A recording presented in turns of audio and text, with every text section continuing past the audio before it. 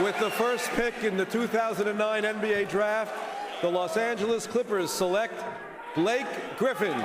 Hugs, kisses, a lot of love around. As expected, Blake Griffin, the all-galaxy, all-everything forward from the University of Oklahoma, goes #1. Fourth straight year a Big 12 player was selected in the top 2. There he is saying hello to his new boss.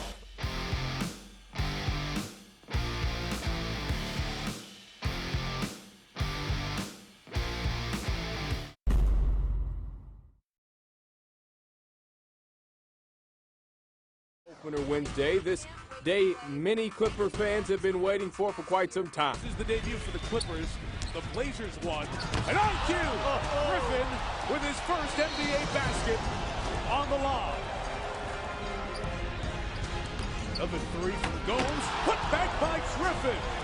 So Blake Griffin in the last 90 seconds has given you everything that Clipper fans have hoped they would see. Griffin spins Cunningham. Beautiful move by Blake. No, that was beautiful.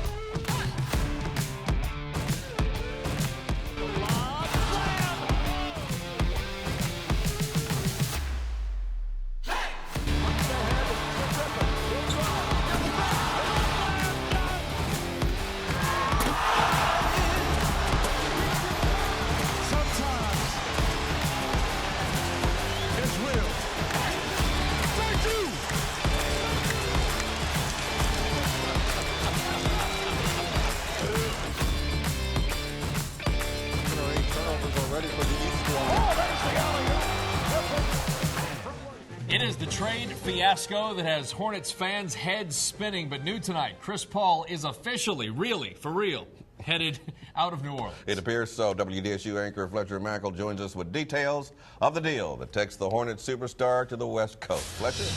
Norman, it's such a cliche, but for the Hornets, the third time was a charm.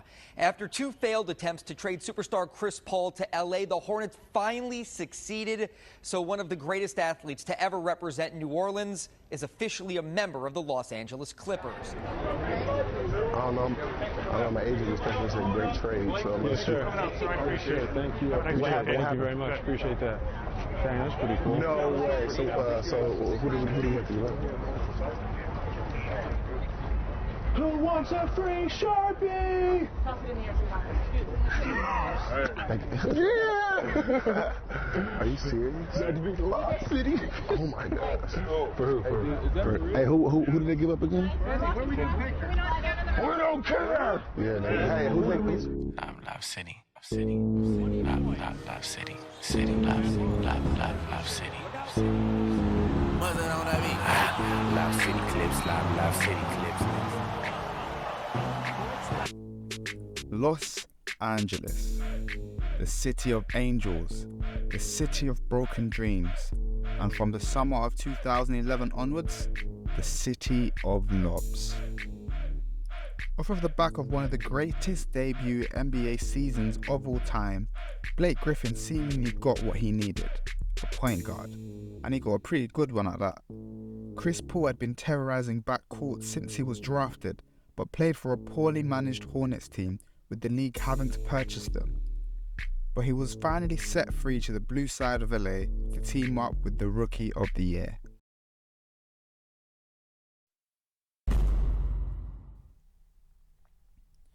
The Clippers started the season strong, winning their first 2 games. The team began to find its groove and finished the season with a record of 40-26, good for 5th in the conference. This is way better than the 13th the year before.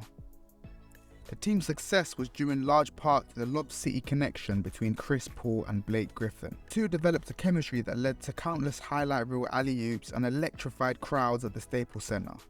DeAndre Jordan also contributed with his impressive defense and rebounding and immense dunking. But if you want to talk about posters, see Blake Griffin destroy Pau Gasol not once, but twice in the battle for LA in one game. Wide open. Griffin! Oh, wow! Incredible rebound putback. Butler now in the wing. Ball Goes for the screen. Two-man game. Blake Griffin explodes on Gasol. For the second time. However, the season was not without its challenges. The Clippers suffered a major setback when Chauncey Billups, a veteran guard who provided leadership and scoring, went down with a season-ending Achilles injury. The team also struggled with inconsistent play from some of its role players, leading to a lot of frustrating losses. Despite the challenges, the Clippers made the playoffs and faced the 4th-seeded Memphis Grizzlies in the first round. In Game 1, the Clippers were facing a tough challenge, trailing the Grizzlies by 27 points in the third quarter. But then they mounted a historic comeback led by Chris Paul's clutch play and Blake Griffin's dominant performance. They eventually won the game, stunning the Grizzlies and keeping their playoff hopes alive. The Clippers continued to fight hard and emerged victorious, winning the series and advancing to the second round. But there they faced the San Antonio Spurs and were easily swept in 4. Though they ultimately fell short of their championship aspirations that season, the Lob City era had firmly established the Clippers as a team to be reckoned with. Before this playoffs, the Clippers were the league's punching bag and had only won one series since their migration from Buffalo to California in 1984.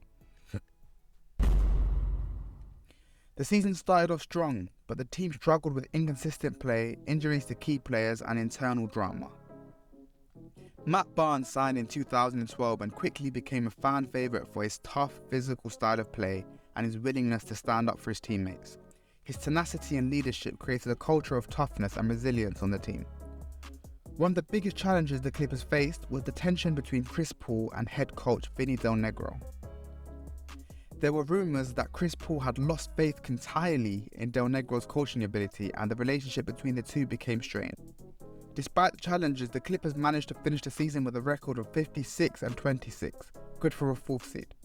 Chris Paul had an outstanding season, averaging 16.9 points and 9.7 assists per game, while Blake Griffin continued to be a bit of a dominant force, averaging 18 points and 8.3 rebounds per game. Both of these were all-stars. And DeAndre Jordan? Well, let's just take a look at this dunk on Brandon Knight. The lob. Let's go! Oh, what a monster jam by DeAndre Jordan! Oh. Look at Blake. Look at the bench. Lamar Odom walked all the way down to the other end of the floor with almost a sheepish grin on his face. I want to see it again. This could be as good as anyone we saw from Blake. That's a little bliss. In the playoffs, the Clippers faced off against the Memphis Grizzlies in the first round. The series was a hard-fought battle with each team winning 2 games. As the Clippers fought hard but ultimately fell to the Grizzlies in 6 games, ending their playoff run. The season was a disappointment for the Clippers, and it led to changes in the offseason, including the hiring of a new head coach, 2008 NBA champion Doc Rivers. The 2013 season began with the off-season acquisition of JJ Redick. JJ Redick's deadly shooting from beyond the arc made him a valuable asset to the team's offense, especially given the team's lack of shooters over the years, and his high basketball IQ and work ethic made him a respected leader both on and off the court. This season was a season of redemption for the LA Clippers. Under the leadership of Doc Rivers, the Clippers had a strong regular season, finishing with a record of 57-25. Good for finishing 3rd in the Western Conference. Chris Paul had an even better season than last season, averaging 19.1 and 10.7 assists, while Blake Griffin continued to be an even more dominant force, averaging 24.1 points and 9.5 rebounds per game. In the playoffs, the Clippers faced off against the Golden State Warriors in the first round. In a tough series against the young Stephen Curry and young Klay Thompson, the Clippers managed to advance after 7 games. But what truly shifted the landscape of the Los Angeles Clippers was what followed Game 3 of the entire series. After Game 3, owner of the Clippers, Donald Sterling, was caught on tape making racist remarks, which caused widespread outrage and led to his banishment from the league. People call you and tell you that I have black people on my Instagram, and it bothers you. Yeah, it bothers me a lot that you want to broadcast that you're associating with black people. The incident put a cloud over the team and caused tension in the locker room as players grappled with how to respond to the situation. Despite the setback, the Clippers fought hard and managed to win Game 7, advancing to the second round of the playoffs. However, it might have been the old age of some of the players, it might have even been them being distracted with the Donald Sterling situation, but they were eventually eliminated by the Oklahoma City Thunder in 6 games. With Steve Ballmer purchasing the Clippers, the team entered a new era, but tension was beginning to arise. The players' frustration and failure to even make a Western Conference final was beginning to weigh on them. They were willing to try again. But this year saw the growth and emergence and pulling away of 2 great NBA teams. Stephen Curry's Golden State Warriors were absolutely unstoppable, leading to Curry's MVP. And James Harden's Rockets were incredible and managed to beat the Los Angeles Clippers by a tiebreaker. And whilst Griffin and Paul were elite, they couldn't top either team. In the playoffs, they narrowly squeezed past the aging San Antonio Spurs in 7 games. In the second round came James Harden and the Houston Rockets. The series went to 7 games.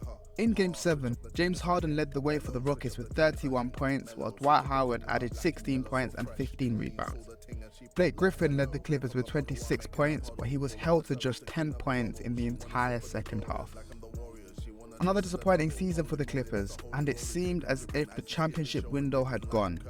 Curry was evolving, Harden was evolving, Damian Lillard was evolving, and Kawhi was getting better and better offensively. The West just wasn't the same beast it was before. The next 2 seasons were riddled with poor clutch performances.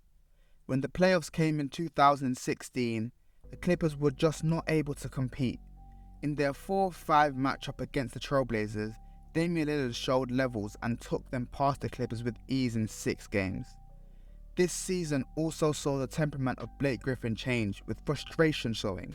He even injured his hand in an altercation with staff.